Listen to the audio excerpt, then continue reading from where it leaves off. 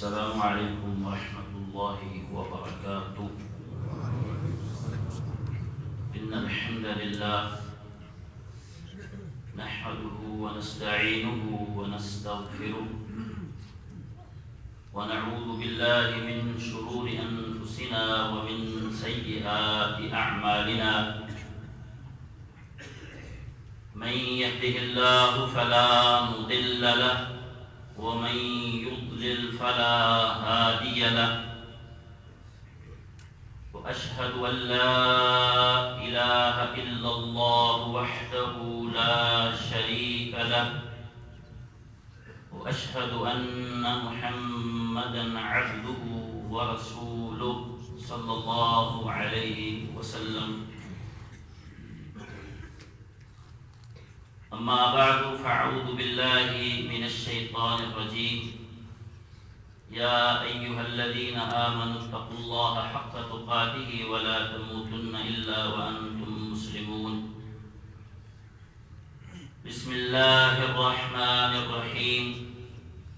يا أيها الناس اتقوا ربكم الذي خلقكم من نفس واحدة وخلق منها زوجها وبث منهما رجالا كثيرا ونساء، واتقوا الله الذي تساءلون به والأرحام إن الله كان عليكم رقيبا.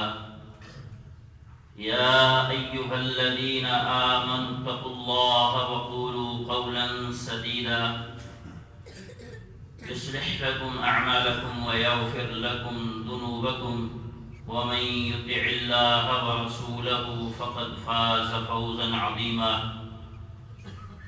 أما بعد فإن خير الحديث كتاب الله، وخير الهدي هدي محمد صلى الله عليه وسلم، وشر الأمور محدثاتها، وكل محدثة بدعة، وكل بدعة ضلالة، وكل ضلالة في النار. ونزعنا ما في صدورهم من غل إخوانا على سرر متقابلين لا يمسهم فيها نسب وما هم منها بمخرجين.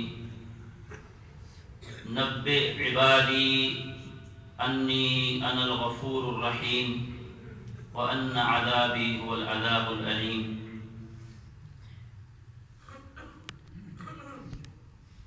سب سے پہلی بات کہ گفتگو خطیب کی طرف منہ کر کے سننی چاہیے. ایک تو ویسے ہم سحری کھا کے آتے ہیں، بڑی ہمت کی بات ہے، تو نیند آ رہی ہوتی ہے. مشاہدہ اور تجربہ یہی ہے کہ جب بندہ نیچے منہ کر کے گفتگو سنتا ہے تو نہ تو اس کی توجہ پوری رہتی ہے اور نیند بھی اس کو آ جاتی ہے. میرے اپنے مشاہدے کے مطابق اپنے ساتھ والے بندے کو، بیٹھے ہوئے کو یہ منانا کہ آپ سوئے ہوئے ہیں، یہ بڑا مشکل کام ہے. اگر آپ کو یار اٹھ کے گل سن، کہنا میں جاگ رہے ہیں، میں تو سنتا ہی نہیں، منا نہیں سکتے آپ اس کو. سفر کرتے ہیں نا ہم، لمبے لمبے سفر ہوتے ہیں تو بسا اوقات ڈرائیور کو نیند آنی شروع ہو جاتی ہے. اس سے پوچھے کہ بھائی آپ کو نیند آ رہی؟ کہتے ہیں نہیں بالکل نہیں آ رہی. سوات جا رہے تھے ہم، تو میں نے کہا آپ کو نیند آ رہی تو سائڈ پہ لگاؤ، تھوڑی دیر میں چلا لیتا ہوں، میں تو سویا رہا ہوں رستے میں. اس نے کہا جی نہیں بالکل نہیں آ رہی. اگلے ہی لمحے اس نے ڈیوائیڈر میں گاڑی لگا دی. تو اللہ کا فضل تھا کہ بچت ہو گئی. تو بہرحال یہ جمعے کا خطبہ ہو یا دروس ہوں، کوشش کیا کریں کہ خطیب کو دیکھیں، اس سے توجہ پوری رہتی ہے اور خطیب کو بھی اپنی بات یاد رہتی ہے. اور اگر سننے والے کی توجہ نہ ہو تو سنانے والا بھی اپنی پوری گفتگو شاید اس طریقے سے نہ کر سکے. اور کئی لوگوں کو تو یہ عادت ہوتی ہے کہ وہ دوران درس بلکہ جمعے کے خطبے کے دوران موبائل نکال کے تو نوٹیفیکیشن چیک کرنے شروع کر دیتے ہیں کہ جیسے کوئی وحی آ رہی ہے اور بڑا ضروری کام ہے۔ ایک جگہ پہ جمعہ پڑھانے کے لیے میں گیا تو بے ہوش ہو گئے تو خطبہ نہیں دیتے ہم، تو بندہ ایک چیک کر رہا ہے، میں نے بھی خطبہ بند کر دیا، اس کو میں نے نامینیٹ نہیں کیا، یہ میں نے ضرور کہا کہ بھائی موبائل استعمال کر رہے ہیں، جب وہ فارغ ہوں گے تو ہم خطبہ شروع کر لیں گے۔ اور ایک بڑی مشکل نماز فجر کے بعد بالخصوص یہ ہوتی ہے کہ اذکار کرنے ہوتے ہیں بھائیوں نے، تو اس میں ترتیب یہ ہے، کوشش کیا کریں اذکار اپنے نماز سے پہلے کمپلیٹ کر لیں، جو صبح کے اذکار ہیں۔ بالخصوص ہماری سب سے بڑی پرابلم یہ ہے، مشکل یہ ہے کہ اس دین کو ہم آج تک صحیح اور مکمل نہیں سیکھ سکے۔ جتنی زیادہ داعیان اسلام کی ضرورت ہے اس بے دینی کے دور میں، اور یہ الحاد کا جو سیلاب ہے، داعیان ہے ہی نہیں، 4-6 یا چند لوگ ہیں جو اس کے سامنے بند باندھنے کی کوشش کرتے ہیں۔ جہاں پہ آپریشن کی ضرورت ہے وہاں پہ کسی ٹیبلٹ سے کام نہیں چل سکتا۔ اس کی وجہ کیا ہے؟ اس کی ایک بنیادی وجہ یہ ہے کہ ہم ان دینی مجالس کو علم کی مجالس نہیں سمجھتے۔ بھائی اب آپ کو میں یہ تو نہیں کہہ سکتا، یا کوئی عالم یہ تو نہیں کہہ سکتا کہ آپ اپنی فیکٹری کارخانہ اپنا کام بند کریں اور جا کے مدرسہ میں داخل ہو جاؤ۔ ظاہر ہے ذمہ داریاں ہیں، لوگ ہیں، گھر ہے، سب کچھ ہے، تو یہ جو مجالس ہوتی ہیں، یہ جو خطبات ہوتے ہیں، یہ سیکھنے کے لیے ہوتے ہیں۔ کتنے ہی لوگ ایسے ہیں جو کتنی دیر سے یہ سن رہے ہیں، ان کو شاید کوئی پوری چیز صحیح طریقے سے یاد نہ ہو، آگے ڈلیور کیسے کریں گے، آگے لوگوں کو بتائیں گے کیسے۔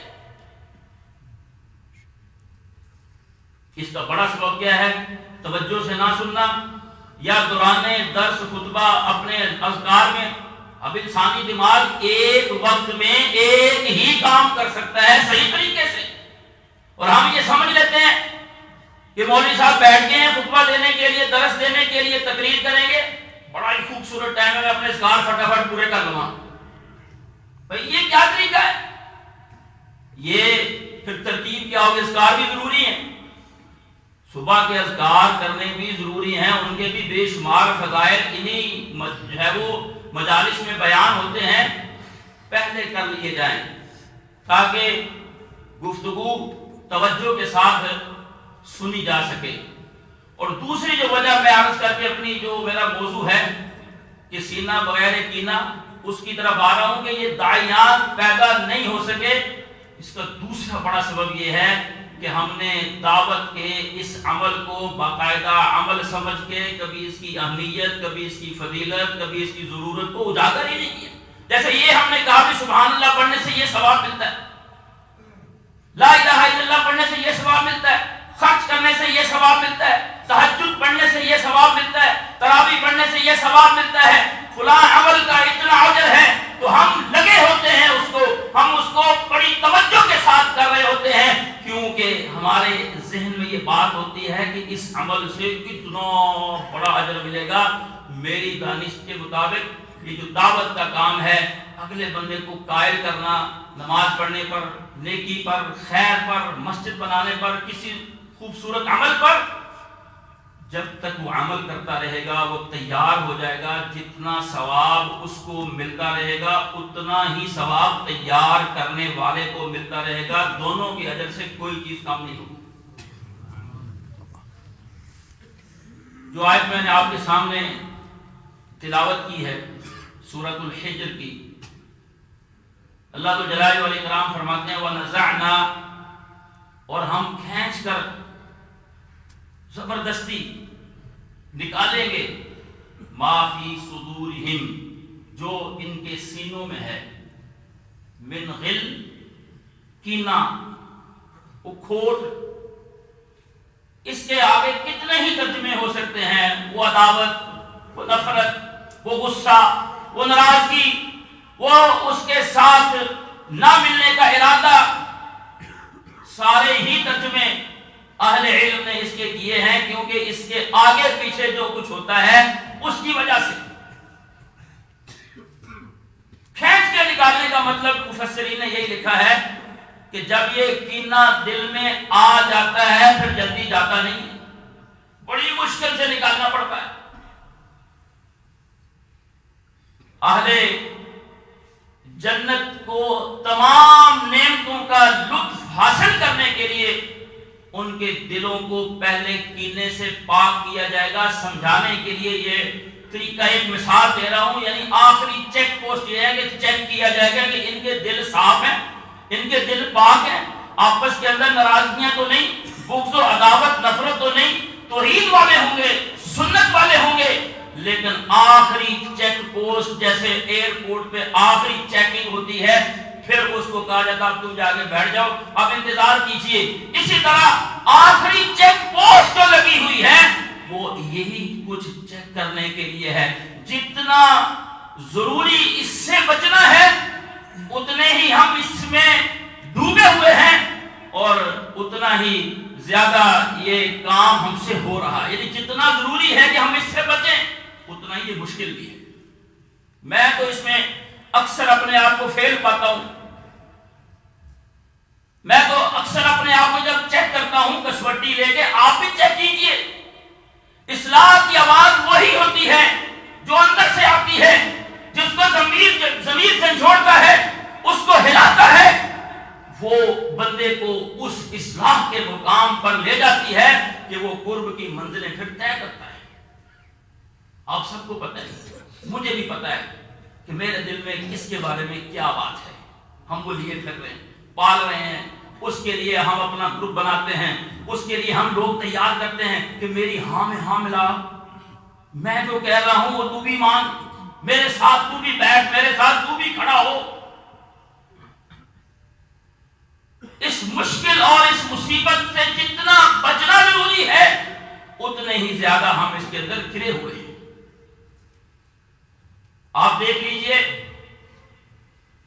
کہ جنت میں جانے سے پہلے تراش خراش ہوگی، جب وہاں پہ جا کے اس کو نکالے بغیر جنت نہیں ملے گی تو محترم بھائیو یہاں پہ اپنے دلوں میں بٹھا کے دن رات پریشانیاں، نیندیں خراب، سکون خراب، کاروبار خراب کرنے کا پھر فائدہ ہی کیا؟ وہاں اس کو نکال کر ہی جنت میں داخل کیا جائے، تو ابھی نکال دیں، ابھی چھوڑ دیں، موقع ہے ہمارے لیے، اس سے قیمتی دن کہاں؟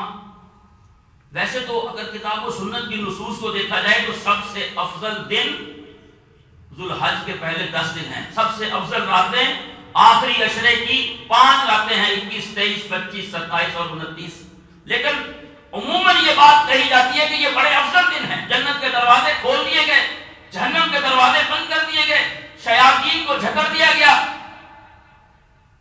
آسمانوں کے دروازے کھول دیے گئے، رحمتوں کے دروازے کھول دیے گئے، یعنی ہر طرف ایک نیکی کا سما ہے، ہر طرف ایک خیر کی آواز ہے، اللہ کی طرف سے آوازیں ہیں۔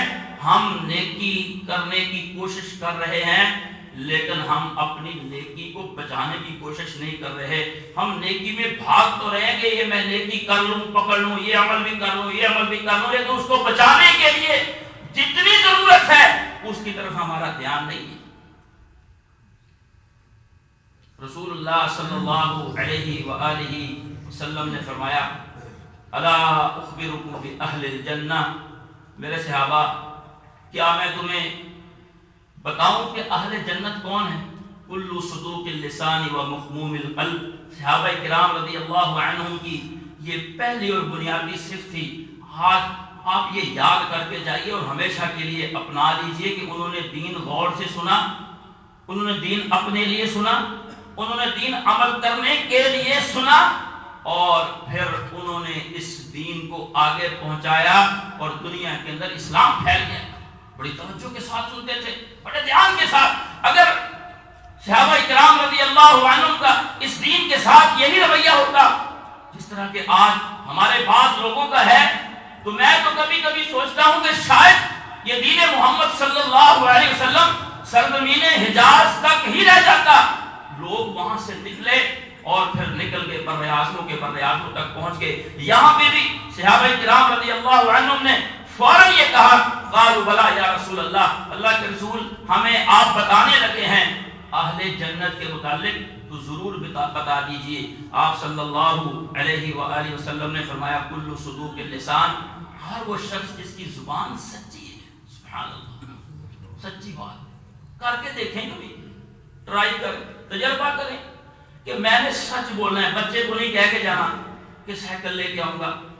خواتین بھی سنتی ہیں درس، سیف اللہ بھائی بتا رہے تھے، تو وہ بھی نہ کہ بلی آ گئی، چڑیل آ گئی، کتا آ گیا، خالد احمد دی میرے دور ہے فکر دینا کوئی نہیں۔ ابو داؤد میں حدیث ہے، نبی کریم صلی اللہ علیہ وسلم نے فرمایا، ایک عورت کو جب دیکھا کہ وہ اپنے بچے کو بلا رہی تھی، ایک کھجور دینی تھی، آپ نے فرمایا کہ تم اس کو بلا رہی ہو کھجور دینے کے لیے؟ اس نے کہا ہاں۔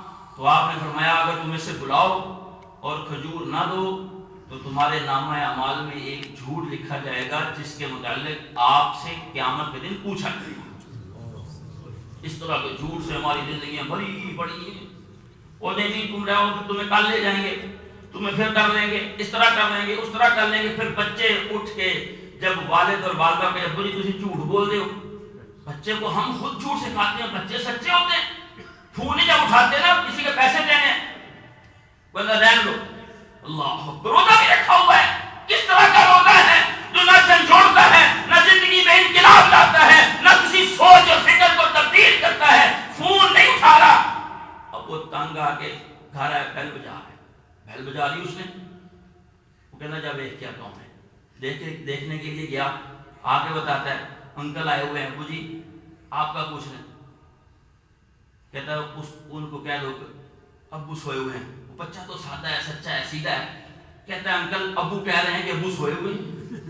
اللہ اکبر، آپ نے اپنے بچوں کو جھوٹ سکھاتے ہیں۔ ماں کی گود پہلی یونیورسٹی ہے، وہاں سے جھوٹ کا درس ملتا ہے اس کو، ہر روز جھوٹ، ہر روز کوئی کتا بلی چڑیل آئے گی سلائے گی، کیوں اس کے اوپر سورۃ فاتحہ پڑھ، آیت الکرسی پڑھ، کوئی اللہ کا نام لے، کوئی آخری جو ہے وہ کل پڑھ، قل یا ایھا الکافرون جو پڑھ کے سوتا ہے وہ شرک سے بری ہو جاتا ہے۔ وہ نہیں پڑھنا، کچھ نہیں کہنا، اچھا زیادہ مسئلہ گیا اللہ پڑھ موبائل چل جا، اپنی جان چھڑانی ہے۔ بچے کی سوچ اور فکر وہ کیپچرڈ ہو چکی ہے۔ باڈی ہمارے پاس ہے، گرمی سردی کی چیزیں ہم نے پوری کرنی ہے، عید کا باقی اس کا ذہن یا تو موٹو پتلو کھا گئے، یا یہ شیوا کے کارٹون کھا گئے، یا فلاں چیزیں کھا گئی۔ اب میرے بھائیوں یہ لوگ یہ کارٹون شارٹون میں فحاشی اور یعنی اتنی نہیں ہے جتنا شرک اور کفر وہ اپنے عقیدے سے کھاتے ہیں، الا ماشاءاللہ۔ خیر، آپ صلی اللہ علیہ وسلم سے یہ بھی پوچھا گیا کہ لوگوں میں سب سے افضل کون ہے، اس کے بعد بھی یہی حدیث ہے، فرمایا کل صدوق اللسان، پہلے صرف اس میں یہ ہے کہ اس کی زبان سچی ہو، سچ بولنا ہے، سچ کہنا ہے، سچی گواہی دینی ہے۔ کتنے لوگ سارا دن بیٹھ کے فلاں یہ ہے، فلاں پارٹی یہ ہے، زرداری یہ ہے، نواز شریف یہ ہے، فلاں یہ ہے، فلاں یہ ہے۔ بھائی تمہیں کچھ پتا ہے؟ تم کیوں گواہیاں دیتے ہو؟ تم جج ہو، تم وکیل ہو، تم قاضی ہو، تم سے کسی نے کہا ہے کہ تم یہ کرو؟ رسول اللہ صلی اللہ علیہ وسلم نے فرمایا، من لم يدع قول الزور والعمل به فليس لله حاجة في ان يدع طعامه وشرابه۔ جس نے جھوٹی بات کہنا، جھوٹ سننا، جھوٹ بولنا نہیں چھوڑا، اللہ تعالیٰ کے لیے کوئی حاجت نہیں ہے کہ اپنا کھانا پینا چھوڑے۔ فرمایا رسول اللہ صلی اللہ علیہ وسلم نے کہ اہل جنت سب سے افضل کون ہے؟ جس کی زبان سچی ہے، وہ مخموم القلب، جو مخموم القلب ہے۔ مخموم بھی عربی کا لفظ ہے، قلب بھی عربی کا لفظ ہے۔ صحابہ بھی عرب تھے، رسول اللہ صلی اللہ علیہ وسلم بھی عرب تھے، لیکن ایک بات جب بھی کچھ مسلمان ہیں، میں اور آپ، ہمیں یہ بات سمجھ لینی چاہیے کہ دین سیکھے بغیر نہیں آتا۔ کتنے لوگ ایسے ہیں جنہوں نے پوری زندگی میں ایک مرتبہ بھی ہوش کی عمر میں پورا قرآن کسی اچھے قاری کو ناظرہ نہیں سنایا، نماز نہیں سنائی، ان کو پتہ ہی نہیں کہ میں نماز صحیح پڑھتا ہوں۔ اگر اس کو کہہ دیا جائے کہ بھائی صاحب آپ تو بڑی دیر سے نماز پڑھ رہے ہیں، اس کو نماز یاد کروا دو، قاری صاحب سے یاد کر لو، میرے بھی پتا نہیں صحیح آتی ہے کہ نہیں آتی. مخموم القلب عربی کا لفظ ہے. صحابہ حیرت تھے لیکن پوچھا کہ اللہ کے رسول صدوق اللسان یہ تو ہم جانتے ہیں لیکن مخموم القلب کیا ہوتا ہے؟ رسول اللہ صلی اللہ علیہ وآلہ وسلم نے فرمایا وہ تقی النقی، جو اللہ سے ڈرنے والا ہوتا ہے اور دل اس کا شیشے کی طرح صاف ہوتا ہے.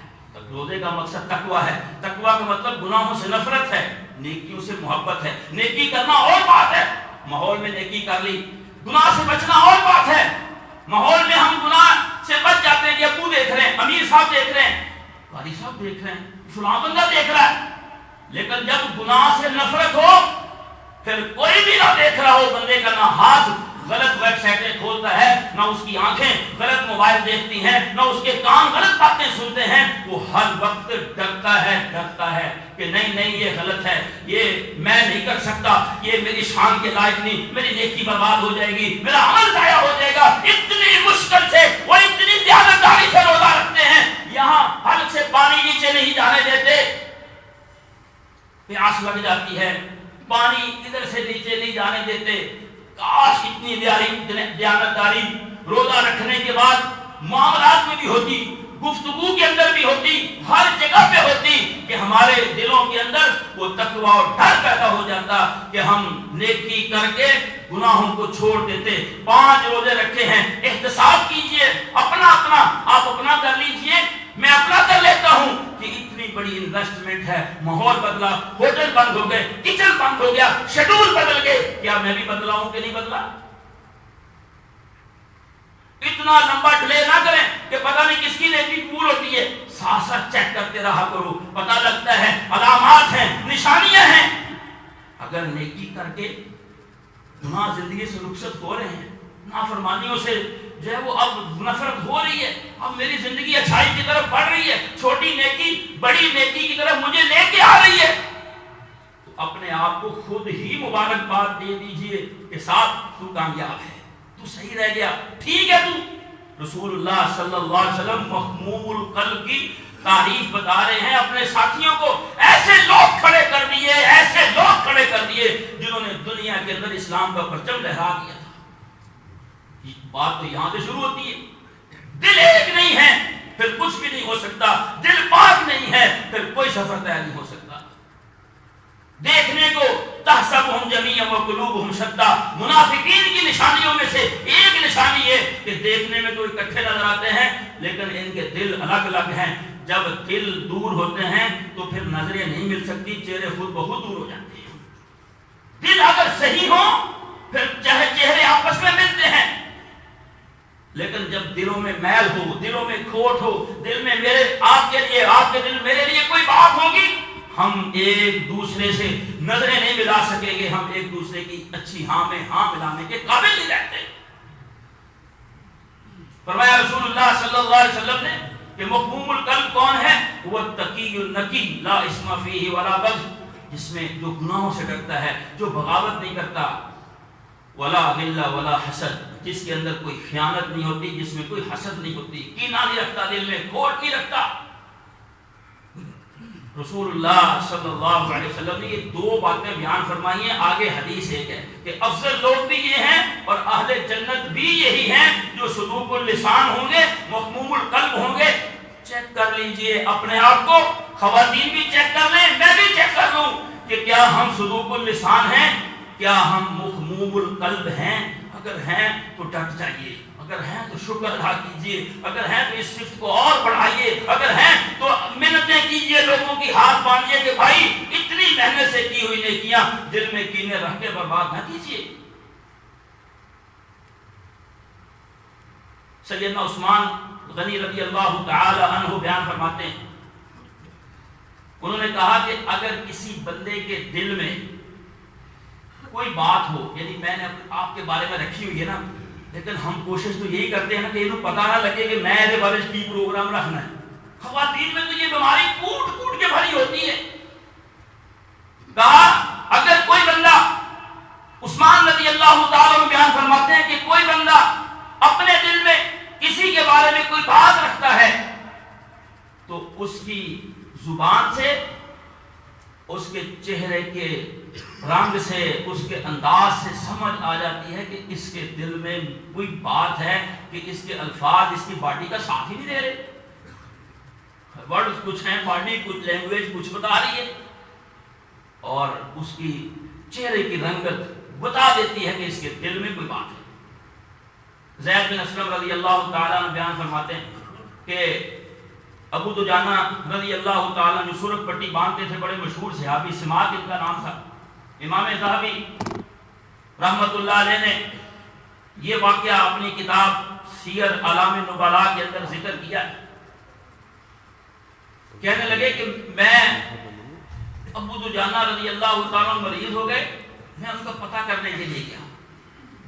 پتہ کر لیا کرو، اخلاق بھی ہمیں اس پہ اچھا لگتا ہے جس کے پاس 4 پیسے ہوتے ہیں. دین سے محبت نہیں ہے ہمیں، ہر چیز پیسہ ہے، قبلہ و کعبہ، مذہب، سب کچھ پیسہ ہے.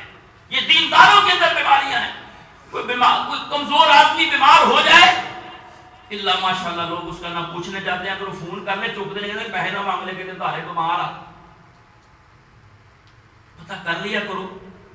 کوئی ٹیشو کا ڈبہ لے جائے، اس کے لیے کوئی سیب، کوئی انڈے لے جائے، پوچھ ہی لے جا کے، کچھ نہیں لے کے جاتے. مریضوں کا حال احوال پوچھنے سے 70,000 فرشتے شام کو، اور اگر صبح گئے ہیں تو شام تک، شام گئے تو صبح تک اس کے لیے اللہ تعالیٰ سے دعائیں ہی مانگتے رہتے. 70,000. ہم مسجد کے امام کو پرچی دیتے ہیں دعا فرمانا. اوے یہ رواج بند کر دو. کتاب و سنت کو میں نے پڑھا ہے اس لحاظ سے مجھے کوئی واقعہ، شاید ہی کوئی شاد و نادر واقعہ ہے کہ صحابہ آپس میں ایک دوسرے کو دعاؤں میں یاد رکھیں. بس دعاؤں میں یاد رکھیں. یہ بات آپ طے کریں اس رمضان میں کہ میں نے آئندہ کسی کو نہیں کہنا کہ میرے لیے دعا کر، بلکہ میں نے کام ایسے کرنے ہیں کہ لوگ خود بخود میرے لیے دعائیں کریں. والدین کی دعائیں مجھے ملیں، بھائیوں کی دعائیں ملیں، رشتہ داروں کی دعائیں ملیں. جب حصے نہیں نہ دیں گے بہنوں کے، پھر بد دعائیں ملیں گی. جب بھائی کا حصہ کھا جاؤ گے، پھر افطاری کے دسترخوان پہ بیٹھ کے بھی بد دعائیں ملیں گی. ایک افطاری پر ہم گئے تو وہ ساتھی اپنے بچوں کو کہہ رہا تھا، پتر کایا ابو واسطے ذرا بد دعا کرو. میں نے کہا بھائی صاحب خیر ہے، کیا ہوا؟ اس نے کہا مفتی صاحب آپ کو نہیں پتا. میں نے کہا مسئلہ کیا ہے؟ اس نے کہا والد صاحب جب فوت ہوئے، یہ سب ہماری مصیبتیں، ہمارے مسئلے ہیں، ہماری پریشانی ہے یہ. کہا والد صاحب فوت ہو گئے، جتنی پراپرٹی تھی نا، جتنی بھی، وہ ساری بھائی صاحب قابو کر کے بیٹھ کے ہم کرائے پہ دھکے کھا رہے ہیں. میں اتفاق سے اس کو بھی جانتا ہوں. وہ بڑا ماشاءاللہ جیسے ہوتا ہے نا کہ فلاں کام کروا دو جی، پکھے لوا دو، مسیطے جی ٹیلا لوا دو جی، بس بڑھ چڑھ گئے. یا مسجد میں اللہ معاف کر دے، افطاری میں معاف کر دے. قاضی معافی کس چیز کی معافی؟ جب تک تم اس کے پیسے واپس نہیں کرو گے، اس کا پلاٹ، اس کی دکانیں واپس نہیں کرو گے. ہر سال میں عمرے سے جانا جی، میں اتنے جا کے چکاو بیٹھ جانا. جس کا حصہ گجرانوالہ میں کھایا واپس کرو. 99%، 99% یہ کیس جو ہے اسی مسئلے کے مصیبتوں میں پڑے ہوئے. حصے نہیں واپس کرتے لوگوں کے. دعائیں لیں. اگر کسی کو تنگ کرو گے پھر دعائیں نہیں بد دعائیں ملتی ہیں. اگر آپ کے لیے کسی نے بھی دعا نہیں کی خیر ہے، لیکن اس بات سے ڈر کے زندگی گزارا کریں کہ کوئی میرے لیے بد دعا نہ کر دے، مجھ سے تنگ آ گئے. کبھی آپ نے کسی کو دیکھا ہے کہ کوئی والدین کو یہ بات کہتا ہو کہ میرے لیے بد دعا کرنا، میرے لیے بد دعا کر دینا؟ لیکن یہ بھی تو آپ نے دیکھا ہوگا کہ بوڑھی ماں، بوڑھا باپ، وہ لرزتے ہاتھوں سے، وہ جھریوں والے چہروں سے اپنی اولاد کے لیے بد دعائیں کرتے ہیں. ماں تو کہتی پتر تو جمدا ہی مر جانا. کیوں کہتی ہے وہ؟ پیمپر تو ابھی آئے ہیں بھائی، 40 سال ہو گئے ہوں گے پیمپر کا زمانہ آیا ہے. اس سے پہلے وہ ایک بستر دوسرا بستر، ڈرائی مشینیں نہیں تھیں، یہ اتنی سہولتیں نہیں ہوا کرتی تھی. ایک گیلا ہو گیا بدل دیا، دوسرا ہو گیا، وہ دونوں بستر گیلے ہو گئے. اس نے اپنی چھاتی پہ لٹا لیا کہ میری اولاد ہے، میرا جگر ہے. اس نے اپنا خون پلایا تمہیں. لیکن جب اس کو تھپڑ مارو گے، جب بیوی کی کالی زلفوں میں الجھ کے اپنی ماں کو برا بھلا کہو گے، جب زیادتیاں کرو گے، کسی ایسے بندے کو کبھی آپ ملے، کسی ایسی عورت کو آپ ملے جس نے اپنے بچوں کی شادیاں کی ہوں، اس نے پوچھے بھی کیا حال ہے، حال کیا ہے تمہارا؟ میں کہا ٹھیک. کہنا نہیں صحیح سے کہا، صحیح. کہتا اگر صحیح پوچھنا زندگی دینی پورے کر رہے ہیں. اولادوں کو بولنے کا پتہ نہیں. ایک مفتی صاحب تسی ایتھے کی سکھانے؟ میں کہا کی خیر ہے جی کی ہویا؟ وہ کہنے لگے ان کو بولنے کا تو ادب سکھائیے، کس چیز کی نماز ہے، کس چیز کا روزہ ہے، کون سی ہماری عبادات ہیں جو ہماری گفتگو والد کو کیسے بلانا ہے، والدہ محترمہ سے کیسے بات کرنی ہے، بڑے سے کیسے بات کرنی ہے، میں پتہ ہی نہیں. ہم ان بند کر کے والد صاحب کو شوگر پیشنٹ ہے، بلڈ پریشر ہو گیا، ان کو روزہ نہیں رکھ پا رہے، سائڈ پہ بیٹھے ہیں، یہ میں نے اپنے کانوں سے سنی باتیں ہیں زندگی کی، وہ سنا رہا ہوں. کہتا بھائی جب روزہ نہیں رہن تو خیر ہے، پہلے ان کو ٹرے دیں، پہلے ان کو بنا کے دیجیے، کپڑے خریدیں گے اپنے بچوں کے، بیوی کے، اپنے، ان کے لیے پہلے جوڑا خریدیے، پھر دیکھیے دعائیں کیسے ہوتی ہیں. او بھائیو یہ رواج بند کر دو، میرے لیے دعا کرنا جی، امام صاحب دعا کروا دیو جی، او میرے بھائیو کام شروع کر دیں ایسے بس. پھر دیکھیے آپ شیخ البانی کو آپ نے نہیں دیکھا، امام بخاری کو ہم نے نہیں دیکھا، صحابہ کرام سے ہماری ملاقاتیں نہیں ہوئی، لیکن ہمارا جی چاہتا ہے، ہمارا دل چاہتا ہے کہ ہم ان کے لیے دعائیں مانگیں. اتنا روشن کردار، اتنا مضبوط کردار، اتنا خوبصورت کردار کہ رشک آتا ہے کہ کاش ہمارا کردار بھی وہ ہوتا. کہ میں 3-4 دن پڑھ رہا تھا کہ اکبر جنازہ فی العالم الاسلامی، سب سے بڑا جنازہ جو اسلامی دنیا میں نہیں پوری دنیا کے اندر ہوا ہے وہ شیخ بن باز رحمۃ اللہ علیہ کا جنازہ تھا. میں تو ان کو نہیں ملا، لیکن جب بھی ہم ان کا نام لیتے ہیں تو جسم پہ رونگٹے کھڑے ہوتے ہیں. لیکن ایک ہمارے بھیانک کردار ہیں، 2 تصویریں ہیں، لوگوں کے سامنے کچھ ہیں، اندر کچھ ہیں. چلو پھر بھی اس سے بھی گزارا ہوتا ہے، لیکن اس سے بھی خطرناک کہ اندر بھی بغض نفرت، باہر بھی بغض نفرت، الفاظ بھی جو ہے وہ کاٹتے ہیں، گفتگو بھی کاٹتی ہے، لہجہ بھی کاٹتا ہے، دلوں کو پریشان کر کے خود بھی. اور اس کو پھر جب جنازے پہ اعلان ہوتا ہے نا معاف کر تو نہیں کرتا. میں نے جنازوں میں اکثر میں یہ بات کہتا ہوں کہ ہم صرف اسی دن کا انتظار کر رہے ہوتے ہیں کہ یہ بندہ مرے، شہر چھوڑے اور مولوی صاحب اعلان کرے، پھر بولے چلے معاف کر دیو تو ہم سب دیں گے معاف. ان کو تو کیا ان سے کیسے لیں گے؟ اس دن کا انتظار کرتے رہتے ہیں. تو مریض کی عیادت کر لیا کرو، اپنے ساتھیوں کا پوچھ لیا کرو. اگر کوئی بندہ مسجد میں نہیں پہنچا تو پوچھ لیا کریں کہ بندہ نہیں آیا مسجد میں، خیر ہے کدھر گیا. اگر اس کی کوئی مشکل پریشانی ہے اپنی استطاعت کے مطابق ٹول بجانے کی ضرورت نہیں ہوتی، چپ کر کے بھی تعاون کیا جا سکتا ہے. بڑے لوگ سفید پوش بھی ہوتے ہیں جو نہیں مانگتے، شکلیں ایسی نہیں بناتے. بہرحال زید بن اسلم رضی اللہ تعالیٰ فرماتے ہیں کہ ابو دجانہ رضی اللہ تعالیٰ بیمار پڑ گئے. میں ان کا پوچھنے کے لیے گیا، میں نے دیکھا کہ ابو دجانہ کا چہرہ اس طرح چمک رہا تھا جیسے چاند چمک رہا ہے. میں نے کہا ابو دجانہ کیا بات ہے، تم نے کون سا ایسا عمل کیا ہے، آج مجھے بتا کہ تیرا چہرہ مریض ہونے کے باوجود. سیر اعلام النبلاء میں امام ذہبی رحمہ اللہ نے یہ واقعہ نقل کیا ہے کہ ابو دجانہ تیرا چہرہ چاند کی طرح کیوں چمک رہا ہے، تو نے کون سا ایسا عمل کیا ہے. ابو دجانہ رضی اللہ تعالیٰ عنہ گویا ہوئے کہنے لگے کہ میں نے جتنے بھی اعمال کیے ہیں، ما من عمل شیء اوثق عندی، میں نے جتنے بھی عمل کیے ہیں مجھے 2 اعمال پر زیادہ یقین ہے جن کی وجہ سے ابو دجانہ کا چہرہ چاند کی طرح چمک رہا ہے. 2 اعمال کی وجہ سے. کہا کون سے اعمال ہیں؟ کہا پہلا عمل، میں نے کبھی بغیر مقصد کے دنیاوی ہو یا اخروی کبھی گفتگو نہیں کی. لا یعنی بیٹھے کیسے ویسے ہی، کیوں ویسے ہی، یہ ویسے کا لفظ اپنی ڈکشنری سے اڑا دیجیے، اس کا کوئی مطلب نہیں ہے. لا یعنی گفتگو، لا یعنی دیکھنا، جاگنا، سونا، کھانا، پینا، ایسی دیواروں کو مکے مارتے رہنا، ایسے کاغذ کے پرسے اڑا دینا. کہا میں نے کبھی لا یعنی گفتگو پوری زندگی میں نہیں کی.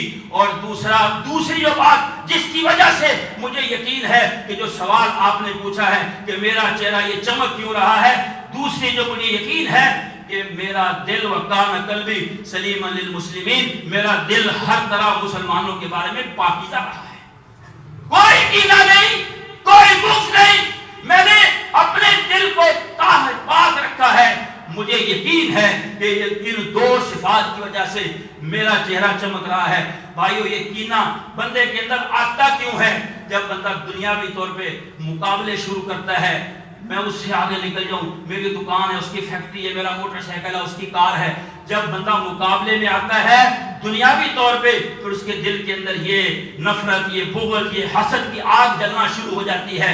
دوسری تیسری بڑی وجہ یہ معلوم ہوتی ہے کہ جب ہم آپس میں ایک دوسرے کے ساتھ حد سے بڑے ہوئے مذاق شروع کر دیتے ہیں، یہ مذاق دل کو مردہ کرتا ہے، چہرے کی رونق کو لے جاتا ہے، یہ آپس کے اندر وقت کے ضیاع کا، میں تو مذاق کر رہا تھا، ہو سکتا ہے کہ اس وقت آپ تو مذاق کے موڈ میں ہوں لیکن اگلے صاحب مذاق کے موڈ میں نہیں ہے، تو لڑائی جھگڑے قتل ہوتے ہوئے بھی آپ نے خبریں پڑھی اور سنی ہوں گی، کہتے یار کیا ہوا؟ کہتے یار کچھ نہیں ہوا، ایسے ہی پہلے بھی تو مذاق کرتے ہی تھے، بس اس دن اس نے مذاق کیا، اس نے پسٹل نکال کے مار دیا۔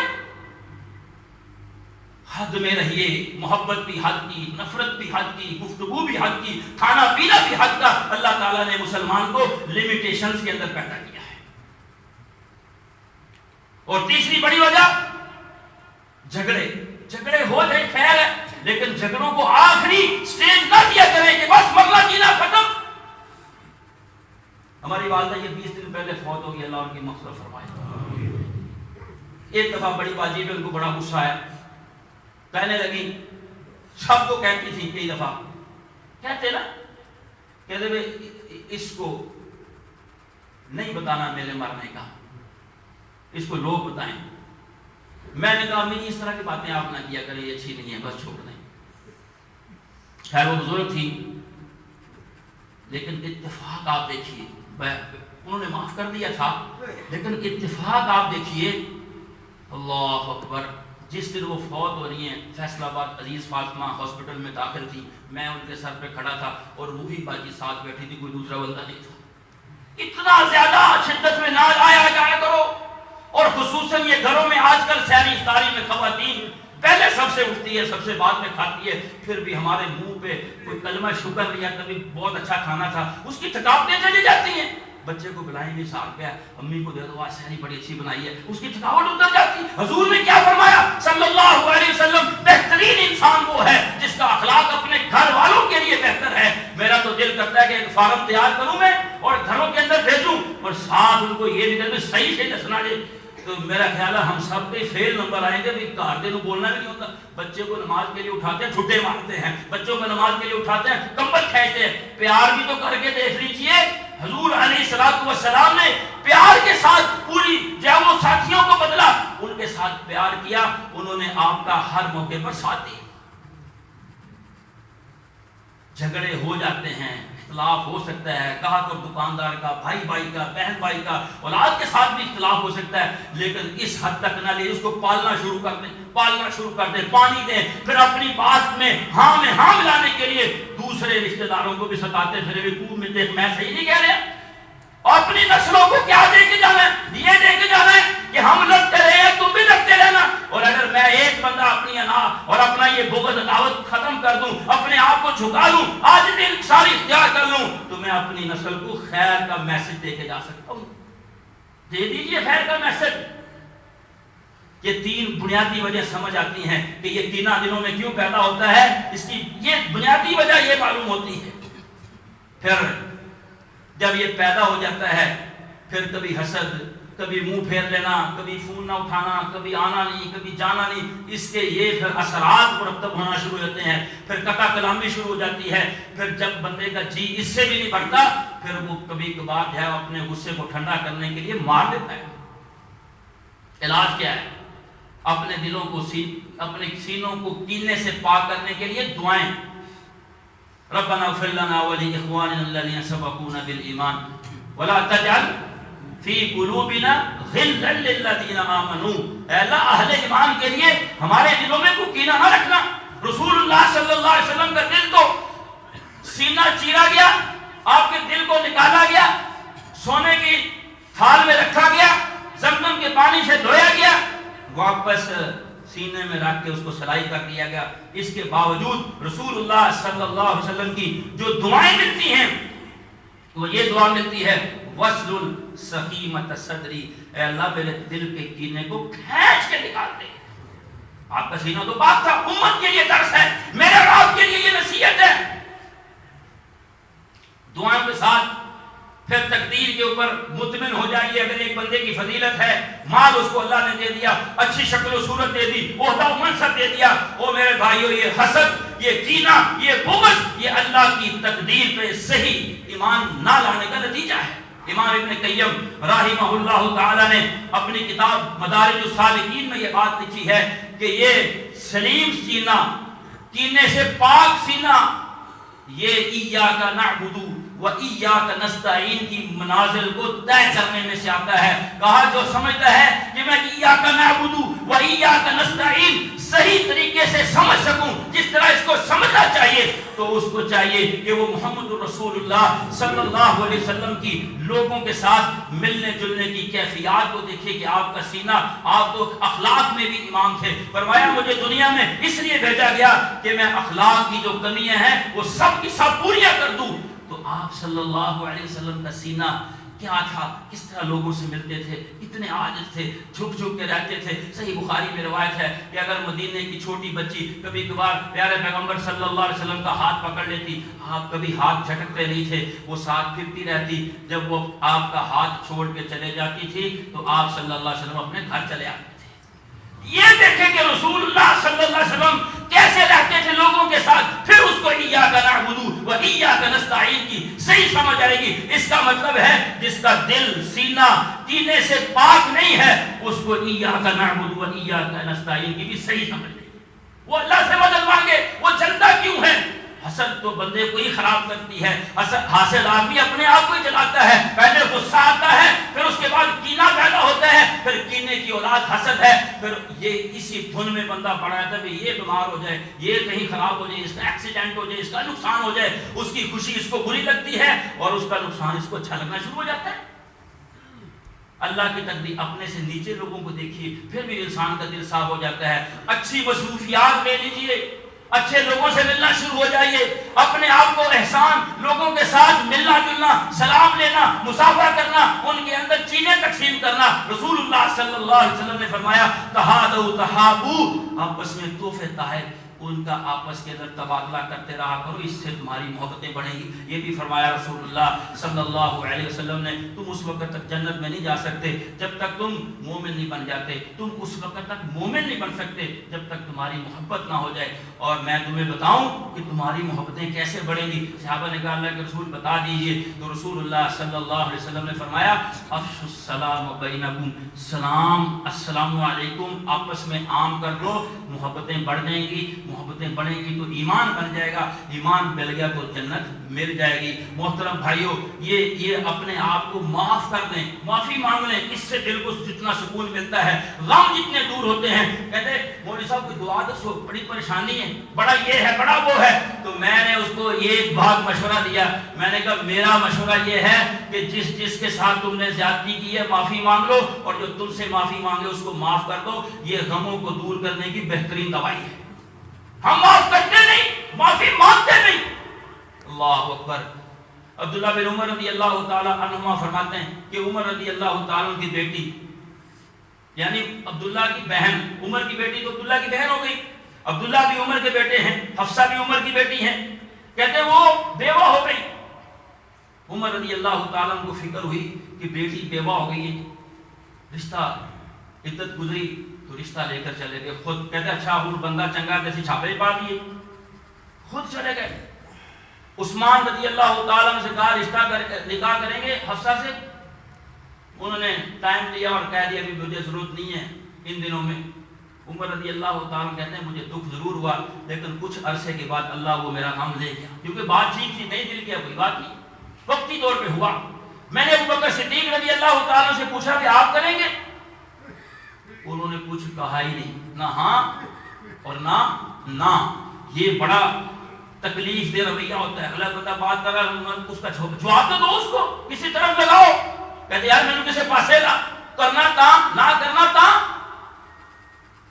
دن گزرتے گئے، رسول اللہ صلی اللہ علیہ وسلم کی طرف سے پیغام آیا، حفصہ رضی اللہ تعالیٰ عنہ کے ساتھ نبی کا نکاح ہو گیا صلی اللہ علیہ وسلم۔ عمر رضی اللہ تعالیٰ عنہ کو ابوبکر صدیق رضی اللہ تعالیٰ عنہ تاڑ لیا، کہا عمر کا رویہ تو بدلا ہے۔ اور سنو مسلمانوں، یہ اس امت کے نہیں، ساری امتوں میں سب سے افضل انسان ہے یہ ابوبکر، عمر، عثمان۔ نبیوں کے بعد سب پوری امتوں میں سب سے افضل لوگ، صحیح بخاری کے مطابق میں اس کو جو ہے وہ شارٹ کر رہا ہوں۔ کہا عمر کا رویہ تو بدلا اسی کہتے اچھا ہے بدلے نا 100 باری پڑھا ہو تو میں بھی 100 باری پڑھا سی جائے کھانے کی کوئی یار اسی مار گئے ہیں. ایک بڑا کوکڑا کوڑ بنا کے پھر رہا ہے. اللہ اکبر. ابو بکر صدیق کی سنت دیکھیے. عمر کو دیکھا کہ بدلے بدلے سے لگ رہے. کہا عمر کوئی گال ہے؟ ہائے ہائے ہنسی کسی نے پوچھی ہے نا کہ کوئی مسئلہ. کہنا نہیں کوئی گال نہیں. بندہ پڑے ہوئے صحیح تو وہ جڑا کاٹنے سی اتنا کچھ دلوں میں لے کے بیٹھے. او بھائی اگر آپ ناراض ہونا چاہتے ہیں ہو جائیے, حق ہے, لیکن اس کو اس بات کا بتائیے تو صحیح کہ ہم آپ سے ناراض ہیں اور ہم آپ سے اس وجہ سے ناراض ہیں. اگر آپ ہمارے ساتھ تعلقات ٹھیک کرنا چاہتے ہیں ایسے کیجیے, اپنی یہ خرابی دور کیجیے. عمر رضی اللہ تعالیٰ سے کہا عمر آپ کو کوئی غصہ ہے ہم پر؟ کہا ہاں ہے غصہ. کہا کس بات کا غصہ ہے؟ کہا میں نے عثمان کو رشتہ پیش کیا, انہوں نے مجھے کہہ دیا. میں نے آپ کو رشتہ پیش کیا, آپ نے ہاں یا نہ کچھ نہیں کہا. تو یہ اس بات میرے دل میں بہت درد میرے دل میں ہے اس بات کا کہ ہاں بھی نہیں کی نہ بھی نہیں کی. کیوں؟ وضاحتیں کوئی دے تو لے لیا کرو. ہم اپنے کہتے میں بس پچاتا بس. کیوں؟ اگلے کی وضاحت کی تو سنو. تنقید کرنے کا شوق ہے تو وضاحت سننے کا بھی جذبہ رکھو اپنے اندر. اگلے بندے کی وضاحت کو ٹھڈا مارتے ہو. بھائی جی نہیں میں دیکھ لیا, مجھے پتا ہے. تمہیں خاک پتا ہے, تمہیں ابو بکر کی سنت کا بھی نہیں پتا, عمر کی سنت کا بھی نہیں پتا. انہوں نے کہا ہاں ناراض ہیں ہم, اس وجہ سے ناراض ہیں. ابو بکر صدیق رضی اللہ تعالیٰ کہنے لگے بھائی میری بات سنو. عمر رضی اللہ تعالیٰ عنہ کو وضاحت دے رہے ہیں. کہا بات سنو. ہاں جی سنائیے کیا بات ہے.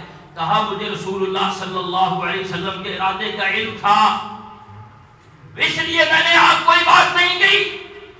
اگر رسول اللہ صلی اللہ علیہ وسلم شادی نہ کرتے میں آپ کا راز فاش نہیں کرنا چاہتا تھا. اگر آپ شادی نہ کرتے تو ابو بکر حفصہ کے ساتھ ضرور نکاح کر لیتے, یہ پھر شیر و شکر ہو گئے, کوئی بات ہی نہیں. ابو بکر صدیق رضی اللہ تعالیٰ کو خلیفہ عمر نے بنایا اور عمر رضی اللہ تعالیٰ عنہ کا انتخاب اپنی زندگی میں ابو بکر نے کیا تھا. ان کے دل پاک تھے, انہوں نے اپنی ان باتوں کو پالا نہیں. وضاحتیں ہوئی, ختم ہو گئی باتیں. ایک بات اور ایک حدیث بیان کر کے بعد بس ختم کر رہا ہوں. یہ بھی صحیح بخاری کا واقعہ ہے کہ ابو بکر و عمر رضی اللہ عنہما کے درمیان کچھ جھگڑا سا ہو گیا. ابو بکر صدیق رضی اللہ تعالیٰ نے جلد بازی میں عمر کو کچھ کہہ دیا. عمر ناراض ہو گئے. ابو بکر صدیق رضی اللہ تعالیٰ عنہ کو فوراً احساس ہو گیا. ہمیں تو احساس بھی نہیں ہوتا. ہم نے نہیں میں ٹھیک ہے بھائی, دوسروں کو جا کے بتاتے ہیں انہوں سمجھاؤ.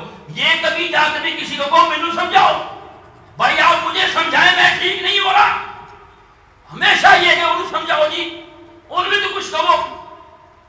ابو بکر صدیق رضی اللہ تعالیٰ عنہ کو سمجھ آ گئی کہ میں نے جلد بازی کر دی ہے, میں نے جلد بازی کر دی. معافی مانگی, عمر نے معاف نہیں کیا رضی اللہ. صحیح بخاری کی روایت ہے.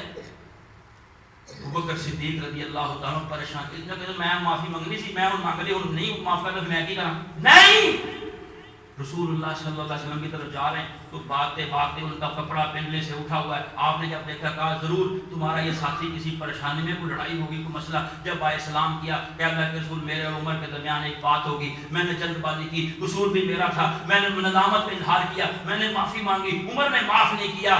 آپ نے فرمایا ابو بکر اللہ آپ کو معاف کرے, اللہ آپ کو معاف کرے, اللہ آپ کو معاف کرے. اتنی دیر میں جب آپ دل صاف کریں گے اگلے کا دل بھی تو آپ کے کنٹرول میں ہے کہ نہیں. حدیث میں آتا ہے کہ لوگوں کے دل اللہ کی انگلیوں کے درمیان ہیں, جیسے چاہے پھیر دے. عمر کو بھی ندامت ہوگی کہ صحیح نہیں ہوا مجھ سے. فوراً ابو بکر کے گھر گئے. ابو بکر صدیق رضی اللہ تعالیٰ عنہ وہاں نہیں ملے. پتا تھا جب ابو بکر گھر میں نہیں ہوتے تو نبی کی مجلس میں ہوتے, وہاں پہنچ گئے. عمر رضی اللہ تعالیٰ عنہ کو دیکھتے ہی رسول اللہ صلی اللہ علیہ وسلم کا چہرہ غصے میں بدلنا شروع ہو گیا. ابو بکر صدیق رضی اللہ تعالیٰ عنہ کہتے ہیں میں گھٹنوں کے بل بیٹھ گیا. میں نے رسول اللہ صلی اللہ علیہ وسلم کا غصے والا چہرہ پڑھ لیا. میں نے کہا کہیں غصے میں رسول اللہ صلی اللہ علیہ وسلم عمر کو کچھ کہہ نہ دے. ہم کہتے ہیں ہن پتہ لگا ہی نا, انہیں بھی یہی کیا تینوں میں ٹھیک سی نا. نہیں, اپنے بھائی کو بچائیے اس سے معافی مانگ کے. اور یہ تو کوئی ولی کامل ہی ہوتا ہے کہ اس کا قصور بھی اپنے کھاتے میں ڈال دے کہ اس کو سمجھ نہیں آ رہی. رسول اللہ صلی اللہ علیہ وسلم نے فرمایا عمر مجھے تمہاری طرف بھیجا گیا. جب میں نے آ کے یہ کہا میں اللہ کا رسول ہوں, تم سب نے کہا جھٹلایا مجھے. ابو بکر نے تصدیق کی تھی, کیا تم میرے ساتھی کو چھوڑ سکتے ہو, اس کو تکلیف نہ دیا کرو. کہتے ہیں اس کے بعد کبھی بھی ان کو تکلیف نہیں دی گئی۔ محترم بھائیوں، اس لیے مجھے اور آپ کو چاہیے کہ ہم اپنی یہ نیکیوں والی زندگی، بھلائیوں والی زندگی، خیر والی زندگی، اس کو خیر رکھنے کے لیے اپنے سینے کو کینے سے پاک کرنے کے لیے یہ چند باتیں جو میں نے آپ کے سامنے عرض کی ہیں، ان کی روشنی میں ہم اپنی اصلاح کریں۔ اللہ کریم سے دعا ہے جو بات میں نے کہی اور آپ نے توجہ کے ساتھ سماعت فرمائی، مجھے بھی اور آپ کو بھی عمل کرنے کی پوری مستقل اور مکمل توفیق عطا فرمائے۔ سب کہہ دیا کرو آمین۔ سبحانک اللہم و بحمدک، اشہد ان لا الہ الا انت، استغفرک و اتوب الیک۔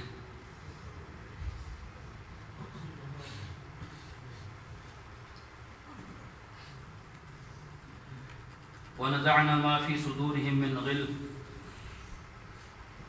مومن کی کیفیت جنت میں تو اسی طرح ہی ہوگی کہ رسول اللہ صلی اللہ علیہ وسلم نے فرمایا کہ سب کے دل ایسے ہی ہو جائیں گے، سب کے دل، جتنے بھی لوگ جنت میں جائیں گے جیسے ایک بندے کا دل ہوتا ہے، یعنی کوئی کینہ، کوئی بغض، کوئی نفرت، کوئی عداوت نہیں ہوگی، سب کے سب اللہ ذوالجلال والاکرام اس طرح کے بنا دیں گے۔ قلوبہم کأفئدۃ الطیر، اس طرح کے دل ہوں گے اس طرح کے پرندوں کے دل ہوتے ہیں، ان میں نہ بغض ہوتا ہے، نہ حسد ہوتا ہے، نہ ان کے اندر کینہ ہوتا ہے۔ میں نے اپنی بیٹی کی منگنی اس کے خالہ زاد کزن سے کی، کچھ عرصہ کے بعد ٹوٹ گئی، اس وجہ سے سینے میں کینہ بھر گیا ہے، اب یہ کینہ ختم نہیں ہو رہا۔ تو یہ اس کے لیے تو میں نے جو سمجھ آئی ہے کہ اپنے لیے دعا کیجیے، رسول اللہ صلی اللہ علیہ وسلم کی دعاؤں کا سہارا لیجیے، ان کے ساتھ ملنا شروع کر دیجیے، ان کی دعوت کر دیں، سلام دعا لیں، تحفہ کوئی دیں۔ ہے تو مشکل کام، لیکن مشکل کام عظمت کا ہوتا ہے اور اس کے لیے عزیمت چاہیے ہوتی ہے، بڑا دل پہ پتھر رکھنا پڑتا ہے۔ میں پہلے ہی آپ کو یہ بات عرض کر چکا ہوں کہ جتنا یہ ضروری کام ہے اتنا ہی یہ مشکل ہے، اور اتنے ہی ہم اس کے حوالے سے غافل ہیں کہ یہ ایک دوسرے کے متعلق کوئی نہ کوئی بات لیے پھرتے ہیں۔ ہے مشکل کام، لیکن کریں تو انشاءاللہ بڑا اجر ہوگا۔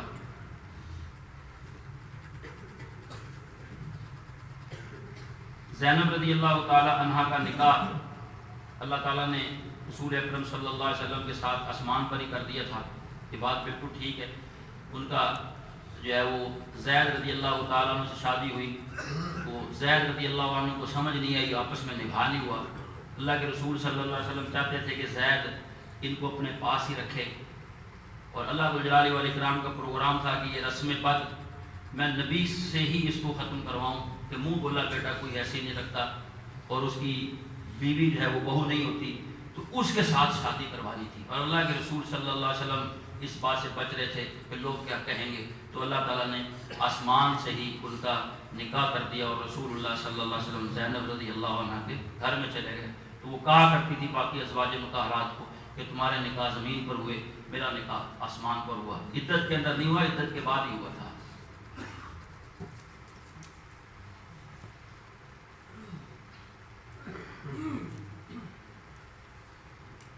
اگر کسی شخص کی وفات کے بعد اس کی اولاد اپنی پھوپھیوں کے حق میں بے ایمانی کر لیں اور پھر ان کے آپس میں وکالتی کاروباری بھی شروع ہو جائے، تو پھر ان دونوں گھروں کے بارے میں کینے اور بروز کے بارے میں وضاحت فرما دیجیے۔ ایسے لوگوں کو چاہیے کہ وہ کسی اچھے بندے کا انتخاب کریں جو ان کی بات سن کے ان کا فیصلہ کرے۔ اس طرح کی باتیں مسئلے سے کم فیصلے سے زیادہ تعلق رکھتی ہیں، جو حقائق کی بنیاد پہ، جو بندہ حقائق کی بنیاد پہ سن کے فیصلہ کرتا ہے، بسا اوقات اس کو اپنی عزت بھی جو ہے وہ داؤ پہ رہتی ہے۔ جو پنچایتی لوگ ہوتے ہیں اپنی ٹوپی اپنی پگڑی لا کر رکھتے ہیں قدماں چ، کہتے یار مان جاؤ تہاڈی مہربانی، پھر ہاتھ بھی جوڑ لیندے ہیں، پیسے بھی خرچ کر دیندے ہیں، ٹائم بھی دیتے ہیں۔ تو اس طرح کا بھی کام کرنا پڑتا ہے۔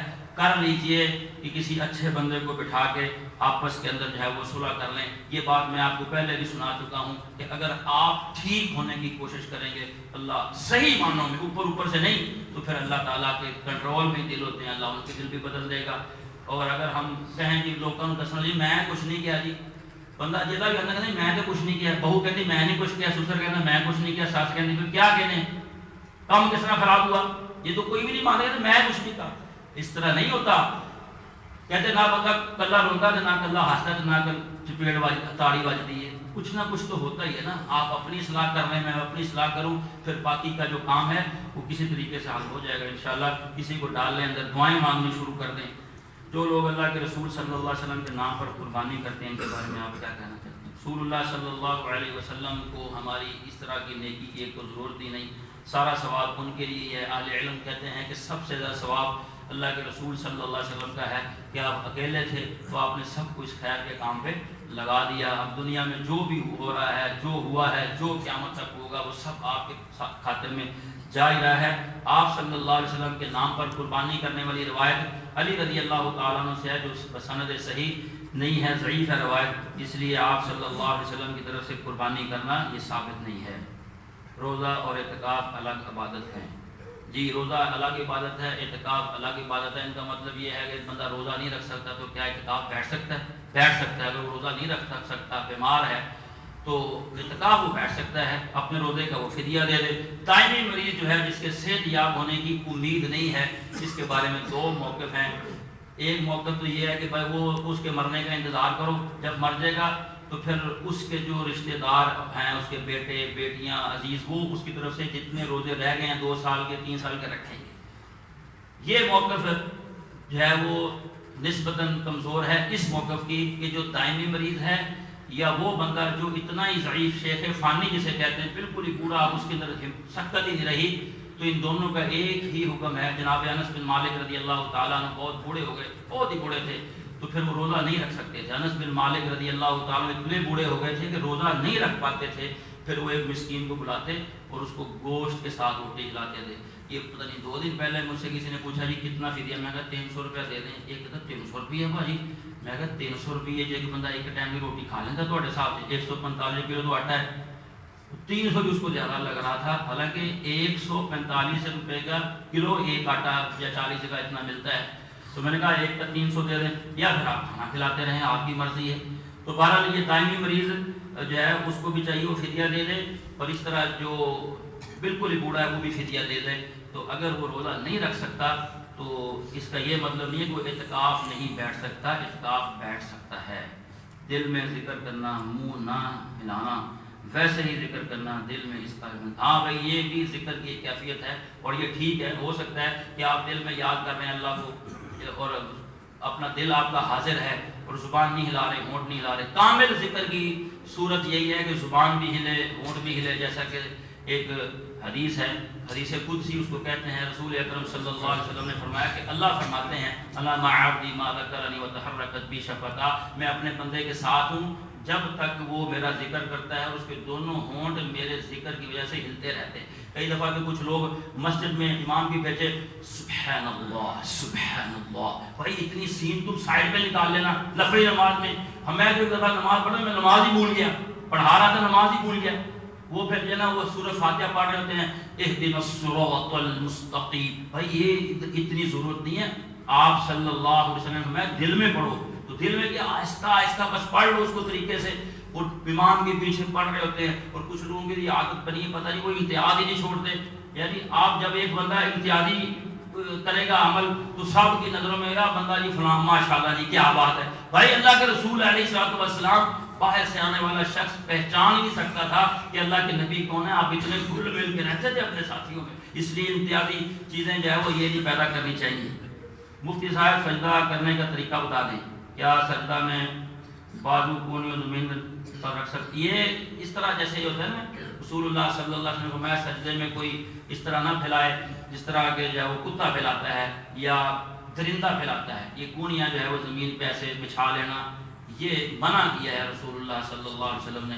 ہاتھ اپنے جو ہے وہ رکھ لیں اور ان کو کھول لیں، اور باقی جو ہے وہ پاؤں کی کونیوں کا رخ بھی جو ہے سیدھا کریں، ایڑیاں آپس میں ملی ہونی چاہیے۔ زیادہ واجب بات یہی ہے کہ سید عائشہ فرماتی ہیں ایک رات اللہ کے رسول صلی اللہ علیہ وسلم تہجد پڑھ رہے تھے، میری آنکھ کھلی، اتنا چھوٹا حجرہ تھا، یہ بھی صحیح بخاری کی روایت ہے کہ بس اوقات آپ نے سجدہ کرنا ہوتا تھا تو آپ میرے پاؤں کو ہاتھ لگاتے، میں پاؤں سمیٹ لیتی، پھر آپ سجدہ کیا کرتے تھے۔ کبھی عمر بن عبدالعزیز رحمۃ اللہ علیہ اللہ اکبر کہتے تھے یہ اللہ کی حکمت ہے کہ یہ اللہ کے رسول صلی اللہ علیہ وسلم کا ایک تو بچ گیا نا حجرہ، وہ سیدہ عائشہ کا گھر ہے نا جہاں پہ قبر بنی ہے آپ صلی اللہ علیہ وسلم کی، کتنا چھوٹا سا وہ تھا کہ اللہ تعالیٰ نے امت کے لیے رکھا ہے کہ کتنا رسول اکرم صلی اللہ علیہ وسلم کا گھر چھوٹا تھا۔ تو کہتے ہیں ایک دفعہ میری آنکھ کھلی تو میں نے ایسے ہاتھ کر رہی تھی، ان دنوں میں ہمارے پاس اتنا تیل ہی نہیں تھا کہ ہم دیا روشن کر لیتے۔ یہ باتیں حدیث صحیح بخاری کی ہمیں سمجھ ہی نہیں آئی کبھی، جب تک کسی کو یہ سمجھ نہیں آتی اس کو دین سمجھ نہیں آتا الا ماشاءاللہ۔ تو کہتے ہیں ایسے ڈھونڈتے ڈھونڈتے نا میرا ہاتھ آپ کے پاؤں پہ لگ گیا تو آپ کی ایڑیاں آپس میں ملی ہوئی تھی، تو ایڑیاں ملی ہوں، پاؤں کی انگلیاں جب وہ قبلہ رخ ہوں، ہاتھ سیدھے رکھیں اور اوپر کھول کے رکھیں، زمین پر نہیں بچھانے چاہیے۔ اگر یہ بندے کے پوچھنے کا مقصد یہ ہے تو کوئی مجبوری ہے، جیسے کھڑے ہو کے نماز پڑھنی فرض ہے، ایک بندہ کھڑے نہیں ہو سکتا، اس کی کوئی مجبوری بن گئی، کبھی کسی نے نہیں پوچھا، مجھے تو نہیں کبھی کسی نے پوچھا سوال یہ کہ بھی کتنی بیماری میں بندہ، آپ کے لوگ فتوا دے رہے ہیں ہمیں بھیا ہوں تو بہ سکتا بھیا بھیا، وہ لوگ خود ہی فیصلہ کر لیتے ہیں، کرتے نہیں خود فیصلہ، بولو کسی تھی کدی کسی نے مسئلہ پوچھا کسی آلوں میں کدوں بہ سکنا، جو دل کرتا بتائیے نہیں کہ اس کو سمجھ آ جاتی ہے، انصاف کی بنیاد پر یہ دین، تیمم کی کوئی لمٹ نہیں مقرر کی، کتنا بندہ بیمار ہو، ایک بندہ اس سردی میں ٹھنڈے پانی سے نہا رہا ہوتا ہے اور اس کے مقابلے میں دوسرا بندہ گرم پانی سے وضو بھی نہیں کر سکتا، کسی میں بدگمانی نہیں کر سکتے۔ آپ کہہ سکتے ہیں کہ بھائی نجائز فائدہ نہ اٹھائیں لیکن بدگمانی نہیں کرنے کی تو غلط کر رہا ہے، ہو سکتا ہے اس کی اتنی طاقت ہے، تو اگر یہ بندہ کوئی بیمار ہے اس سے کونیاں کھڑی نہیں ہوتی پھر ایک الگ بات ہے، ورنہ یہ ٹھیک نہیں۔ دل کی بیماریاں ختم کیسے ہو سکتی ہیں؟ کوئی وظیفہ بتا دیں، وظیفہ بتایا تو ہے کہ معاف کر دیں، معافیاں مانگیں اور جو ہے وہ یہ دعائیں پڑھیں، یہ جو ربنا اغفر لنا ولاخواننا الذين سبقونا بالایمان ولا تجعل في قلوبنا غلا للذين آمنوا ربنا انك رؤوف رحیم۔ اور ایک اور وظیفہ بھی میں آپ کو بتاتا ہوں کہ آپ نا موبائل اپنا بند کر کے بند، ایک تو موبائل نے کیونکہ ہماری ہر چیز ہی ختم کی ہوتی ہے، اللہ قرآن موبائل پہ پڑھنا نجائز نہیں ہے، الفاظ پہ غور کر لیں، لیکن بہتر یہ ہے کہ مصحف سے پڑھا کرو اور بند کر کے تھوڑی دیر قرآن جب پڑھنا ہے تو تھوڑی توجہ سے پڑھ لیں۔ اور ایک وظیفہ میں آپ کو بتاتا ہوں اپنے سارے مشکلات کے لیے کہ آپ نا بند کر کے نا موبائل کو تو اپنی جھولی اللہ کے سامنے پھیلائیں گے، یا اللہ میں دے بس کمزور ہوں، کدی اللہ نہ گلاں بھی تو کرو، ویسے اسی کدی کی ہی نہیں گلاں اللہ کے نال، بھائی عربی کی دعائیں آتی ہیں ہمیں ٹھیک ہے وہ بھی پڑھ لیں، نہیں آتی کسی کو تو خیر ہے کوئی بات نہیں، یہ انداز ذرا بھی ادھر مسجد میں قنوت ہو رہی ہے، جذباتی خبر بندے کھجوان سوائی جاتے ہیں، لیکن ذرا کلے بیٹھ کے رب دی نعمتیں یاد کر کے وہ کی بڑائی عظمت عزت شان مرتبہ مقام اور اپنی جو ہے کمزوری اور گناہ گار پھر اللہ کے سامنے کہنا یا اللہ میرے مسئلے پاکستان کے مسئلے غزہ فلسطین کے مسئلے میں کمزور، یہ بہتر ہے پھر اللہ کے پھر دیکھنا کس طرح سکون ہوتا ہے، تنہائی میں آنسو بہانے سے دل ہلکے ہوتے ہیں۔ اللہ تعالیٰ توفیق عطا فرمائے۔ کفارہ مجلس کی دعا پڑھ لیں، میں پڑھا رہا ہوں آپ کو ایک دفعہ، اس آپ کو سب کو یاد ہی ہے انشاءاللہ، تو رسول اللہ صلی اللہ علیہ وسلم کی متعلق آتا ہے کہ قرآن پڑھ کے بھی فارغ ہوتے ہیں نا، قرآن اور نماز پڑھ کے فارغ ہوتے ہیں، ما جلس رسول اللہ صلی اللہ علیہ وسلم مجلسا قط ولا قرأ قرآنا قط ولا صلی صلاۃ قط، کوئی مجلس کوئی جو ہے وہ قرآن پڑھ کے فارغ ہوئے، نماز پڑھ کے فارغ ہوتے الا ختم بہؤلاء کلمات، آخر میں یہی کلمات پڑھا کرتے تھے، سبحانک اللہم وبحمدک اشہد ان لا الہ الا انت استغفرک واتوب الیک۔ شیخو قریشی کہے تو تھے، میں دعا پڑھائی دے کے نا بزرگ پڑھ رہے تھے علیک، آخر میں نا یہ حمزہ ہے الیک، وہ پڑھ رہے تھے علیک، سمجھ آ رہی، وہ عین پڑھ رہے تھے، خیر میرے نا دھیان اسی کی طرف تھا، میں 2-3 دفعہ میں نے پڑھائی وہ علیک، میں نے کہا سب صحیح پڑھ رہے ہیں، مجلس کلوز کی تھی، میں بزرگوں کے سلام دعا لے جا کے میں کہا یہ تھی صحیح نہیں پڑھ رہے، کہتے وہ مفتی صاحب چھوٹو بوڑھے ہو گئے ہیں دند رہے کوئی یہ نہیں چڑھنا، میں کہا پچڑا دینا تھی ذرا بیٹھو میرے کو اپنے نہیں چڑھانے ہیں۔ خیر وہ بزرگ تھے وہ میری گل مان گئے، میں انہوں نے کہا پڑھو الیک، وہ کہنا علیک، میں کہا الیک، وہ کہنا علیک، میں کہا الیک و علیک، بس اس طرح چلتا رہا، اوپر نیچے چلتا رہا، کچھ زیادہ 2 یا 3 منٹ لگے ہوں گے، میں نے کہا پڑھو الیک، کہتے الیک، میں نے کہا الیک الیک، پھر میں نے پوری دعا آخر تک پڑھائی، کہتے الیک، میں کہا چڑھ گیا، کہتے چڑھ گیا۔ کتنے لوگ ایسے ہیں جنہوں نے اپنے آپ کو کاروبار ان کو بڑا آتا ہے، ہر چیز کا ان کو پتہ ہے، جب کبھی کچھ صحیح پڑھ لیا کرو، التحیات نہیں پڑھتے صحیح۔ ایک بزرگ ساڑی مسجد تھے فیصلہ آباد کے بزرگ کے بڑے عرصہ ہی ہو گیا، میں نے کہا بابا جی نماز سناؤ، وہ کہتے توڑتا لگ، کل جب میں ساڑھے کو نماز سنانے ہیں میں کہا تم سناؤ، باپے کو تھوڑا سا آپ چلائیں پھر وہ چل پڑتا ہے، یہ ایک عادت ہوتی ہے ان کی، بس پیار محبت، خیر وہ سناتے رہے، اس میں کچھ کمزور، جب تشہد پر پہنچے نا تو کہتے ہیں التحیات، میں نے کہا بھی بابا جی التحیات تو کوئی لفظ ہی نہیں ہے، کہتے اللہ قبول کرنا ہے، یہ نا ساڈے وہ اللہ ٹوٹیاں پھوٹیاں قبول کرتا، چھڈو ساڈے کو نہیں نکلتے تلفظ لوگ، حالانکہ اگر تھوڑی سی محنت کر لیں، میں نے کہا آپ پڑھیں میرے پیچھے پیچھے التحیات التحیات التحیات، میں پیچھے لگ گیا انہوں نے، وہ بھی بس لگے رہے، تھوڑی دیر بعد ٹھیک ہو گیا۔ اپنی نماز تو کم از کم کسی کو سنا لیں، ایک مرتبہ قرآن مجید رسول اللہ صلی اللہ علیہ وسلم کی زندگی کے 9 رمضان تھے، میں سوچتا رہتا ہوں ہر رمضان میں، اس رمضان میں بھی سوچتا ہی رہا، میں نے کہا کہ لوگوں نے بھی پوچھے یار تسی کدی اس رمضان دے وچ رسول اللہ صلی اللہ علیہ وسلم کی یہ سنت ہی پوری کی ہے کہ کسی کو قرآن سنایا ہے تو سنیا ہے، اسی کہنے حافظ صاحب سون درامیاں نہ پڑھونیاں نا، یہ سنو رسول اللہ صلی اللہ علیہ وسلم ہر رمضان میں جبریل علیہ السلام کے ساتھ قرآن کا دور کرتے تھے، جبریل سے سنتے تھے، ان کو سناتے تھے۔ ساری زندگی میں کوئی رمضان ایسا ہے کوئی بھی نہیں ہے، 9 رمضان نبی صلی اللہ علیہ وسلم ہر رمضان میں تھا، اور جو آپ کی زندگی کا آخری رمضان تھا۔ یہ میں نے گفتگو میں یہ بات کہی ہے، اس رمضان کو ایسا گزارو کہ زندگی کا پہلا کبھی رمضان ایسے گزرا نہ، اتنا اچھا گزارے۔ تو آپ صلی اللہ علیہ وسلم کی زندگی کا جو آخری رمضان تھا، آخری اس رمضان میں آپ نے 2 مرتبہ قرآن کا دور کیا ہے، 2 مرتبہ۔ اچھا آپ پورا قرآن نہیں سنا سکتے، چلو اپنی بیگم کے ساتھ ہی چوٹی بنا لو، اپنے مسجد میں نمازی کے ساتھ بنا لیں، بیٹے کے ساتھ، بیٹی کے ساتھ، بچے بعض بار پڑھ جاتے ہیں تو 5 بار ہی سنا لیں، سنائیں تو صحیح۔ تو اس لیے ایک دفعہ قرآن ضرور سنائیں، ناظرہ قرآن کسی اچھے قاری کو، اور نماز کا جو ہے وہ الفاظ ضرور سنا لیں، کوشش کر لیں کہ ترجمہ یاد ہو جائے۔ التحیات کا مطلب یہ ہے ہر قسم کی زبان کی عبادات للہ ہی، اللہ ہی کے لیے ہیں، یعنی اس طرح تھوڑا تھوڑا سبق لے کے جن کو یاد ہے وہ آگے یعنی کچھ نہ کچھ سیکھنے کے پروسیس میں رہیں۔ اللہ پاک توفیق عطا فرمائے، فجزاکم اللہ خیرا۔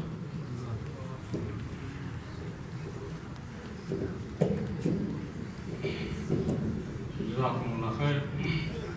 کل انشاءاللہ ہمارے مہمان ہوں گے محترم قاری محمد حنیف رحمانی حافظ اللہ کا، مختصر تشریف لائیں گے، ان کا موضوع